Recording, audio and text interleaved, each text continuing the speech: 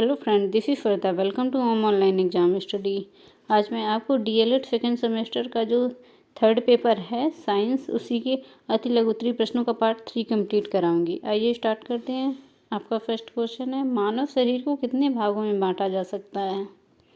Answer है आपका, मानव शरीर को निम्नलिखित भागों में बांटा जा सकता है: सिर, मस्तिष्क, ग्रीवा, धड़, हृदय, ऊर्ध्व शाखाएं, अधो शाखाएं, श्वसन अंग इत्यादि। जैसा कि आप डायग्राम में देख रहे हैं, मस्तिष्क, मांसपेशियां, फेफड़े, धमनी इत्यादि। आइए नेक्स्ट क्वेश्चन, उत्सर्जन किसे कहते हैं। आंसर है आपका, शरीर में उपापचय की क्रियाओं द्वारा शरीर में उपस्थित अपशिष्ट पदार्थों को बाहर निकालने की प्रक्रिया उत्सर्जन कहलाती है। जैसा कि आप डायग्राम में देख रहे हैं, उत्सर्जन क्रियाएं जैसे एग्जाम्पल में जैसा हमारा मल मूत्र रहता है, इसे उत्सर्जन क्रिया के माध्यम से ही हम लोग बाहर निकाल पाते हैं। अगर हम लोग इस उत्सर्जन क्रिया के माध्यम से मलमूत्र को बाहर नहीं निकाल सकते हैं तो हम लोगों के बॉडी में जो प्रॉब्लम्स क्रिएट हो जाएंगी। आइए नेक्स्ट क्वेश्चन, ये प्रीवियस क्लास का क्वेश्चन है। भोजन में पाए जाने वाले पोषक तत्वों के नाम। ये आपका आंसर, कार्बोहाइड्रेट, प्रोटीन, वसा, विटामिन्स, खनिज, रफीज। ये हमारे भोजन में पाए जाने वाले मुख्य पोषक तत्व हैं। सेकंड क्वेश्चन था उसमें, मनुष्य में कितने प्रकार के दांत पाए जाते हैं। मनुष्य में हमारे 4 प्रकार के दांत पाए जाते हैं।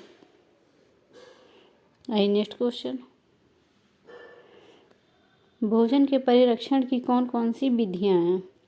परिरक्षण जैसे मतलब हम कई दिनों तक भोजन को सेफ रख सकते हैं, जिसमें कुछ जीवाणु या विषाणु ना पड़े, इसी को हम लोग परिरक्षण कहते हैं। आंसर है आपका, अंतराल से उबालना या ठंडा करना। किसी चीज़ को जैसे दूध वगैरह को हम लोग उबाल के रख देते हैं फिर ठंडा करके, तो ये हमारा कई दिनों तक चलता रहता है, इसी को हम लोग परिरक्षण कहते हैं। या किसी चीज़ को सुखाना, ठंडा करना, अचार वगैरह तैयार करना रसायनों द्वारा डिब्बा बंदी करके, इन्हीं के माध्यमों से हम लोग भोजन का परिरक्षण करते हैं, कई दिनों तक चलता रहता है। आइए नेक्स्ट क्वेश्चन, मानव कंकाल को कितने भागों में बांटा जा सकता है।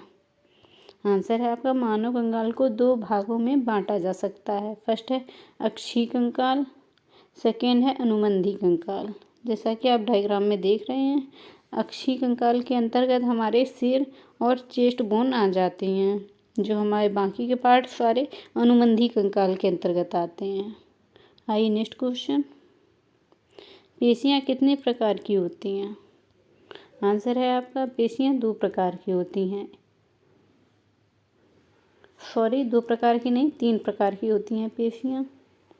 फर्स्ट है आपका ऐच्छिक पेशी, सेकेंड है अनैच्छिक पेशी, थर्ड है आपकी हृदय पेशी।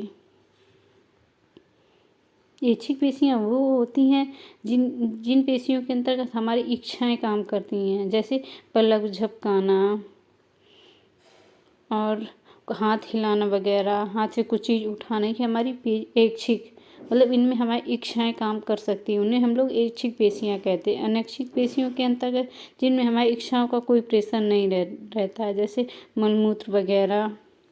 हृदय पेशी जितनी भी होती है वो हमारे हृदय मतलब हार्ट के अंतर्गत ही आती हैं। आइए नेक्स्ट क्वेश्चन, भोजन में पाए जाने वाले पोषक तत्वों के नाम बताइए। भोजन में पाए जाने वाले पोषक तत्व, कार्बोहाइड्रेट,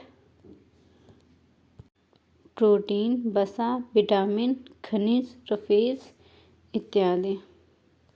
आइए नेक्स्ट क्वेश्चन, रफेज किसे कहते हैं। आंसर है, छिलके वाले अनाज या सब्जियों में सेल्यूलोज नामक रेशेदार पदार्थ पाया जाता है, इसे ही हम लोग रफेज कहते हैं। आइए नेक्स्ट क्वेश्चन, विटामिन को कितने प्रकार में बांटा जा सकता है।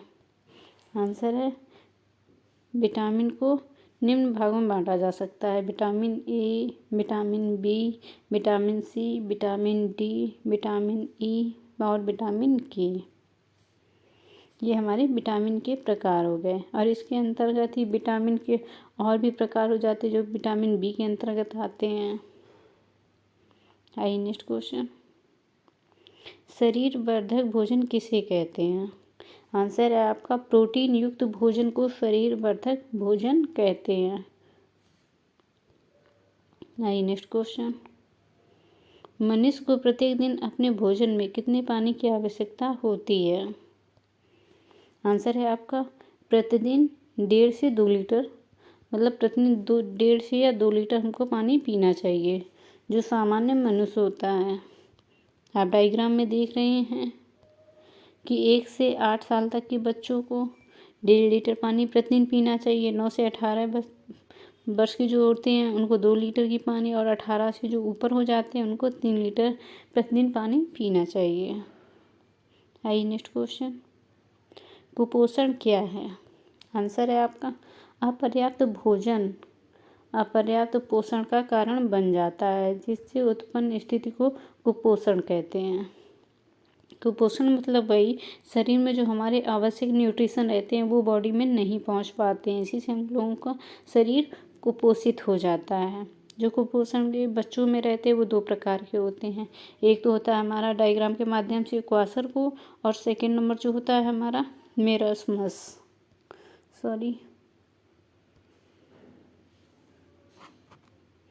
ये हमारा बच्चों में हो जाता है क्वाशरकोर और मेरास्मस। ये हमारा मुख्य रूप से प्रोटीन की कमी से 2 रोग हो जाते हैं। जो क्वाशरकोर के जो सिम्टम रहते हैं वे पतले और कमज़ोर बाल हो जाते हैं, मून फेस हो जाता है, पेट निकलने लगता है। और जो हमारे मेरास्मस में रहता है वो पतले और कमज़ोर बाल, इसमें मुंह सूखना, मांसपेशियों का नुकीला होना, ये मुख्य रूप से लक्षण होते हैं जो कि प्रोटीन की कमी से हो जाते हैं।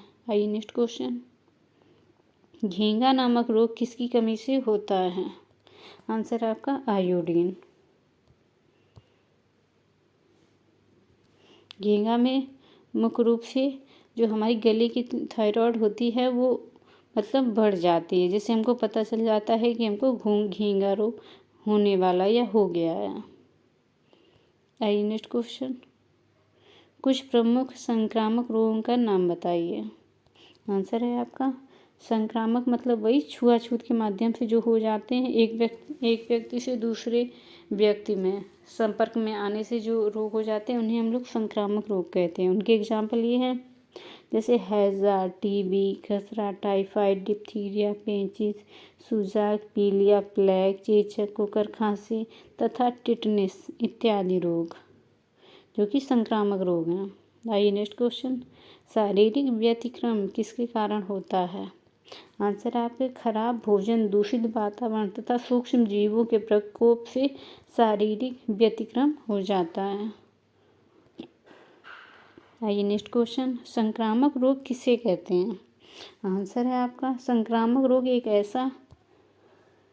ऐसा रोग है जो किसी एक व्यक्ति से दूसरे व्यक्ति तक प्रत्यक्ष या अप्रत्यक्ष रूप से पहुंच जाता है, इसे हम लोग संक्रामक रोग कहते हैं।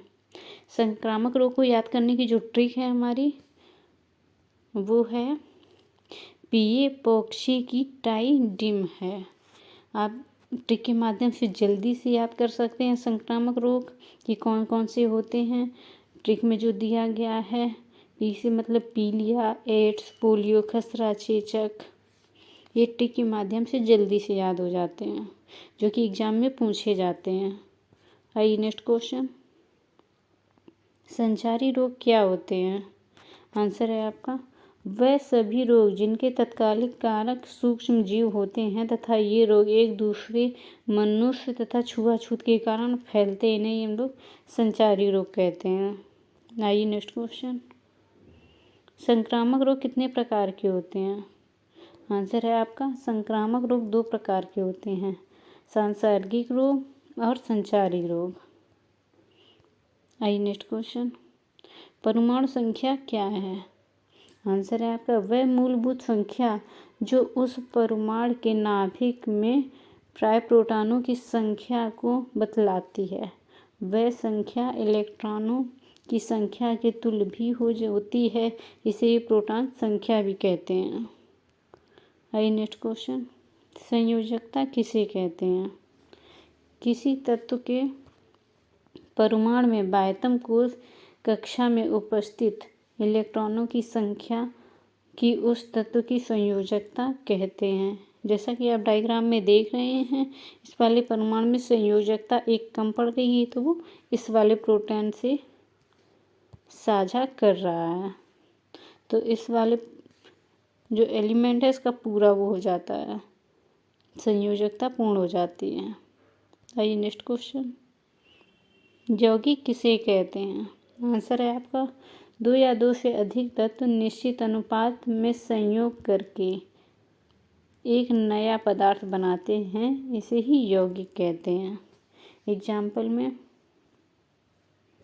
जैसे जल का जो रासायनिक सूत्र है H2O, इसमें हाइड्रोजन के हमारे 2 परमाणु रहते हैं और ऑक्सीजन का 1, और इसी से मिलकर जल बनता है। आइए नेक्स्ट क्वेश्चन, मिश्रण किसे कहते हैं? दो या दो से अधिक पदार्थ अनिश्चित अनुपात में मिलकर मिश्रण बनाते हैं। इनमें 2 या 2 से पदार्थ जो अनिश्चित मात्रा में जो मिले होते हैं इन्हें हम लोग मिश्रण कहते हैं, जैसे सिरका, पीतल आदि। जो मिश्रण हमारे 2 प्रकार के होते हैं, एक तो समांगी मिश्रण, दूसरा विषमांगी मिश्रण। आइए नेक्स्ट क्वेश्चन, प्रतीक क्या है? किसी वस्तु के नाम को कम से कम शब्दों में व्यक्त करना प्रतीक कहलाता है।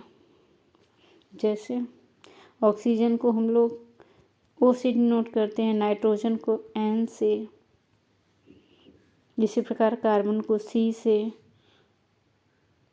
यही हमारे प्रतीक कहलाते हैं। आइए नेक्स्ट क्वेश्चन, ज्वालामुखी का फूटना कैसा परिवर्तन है? आंसर आपका प्राकृतिक परिवर्तन।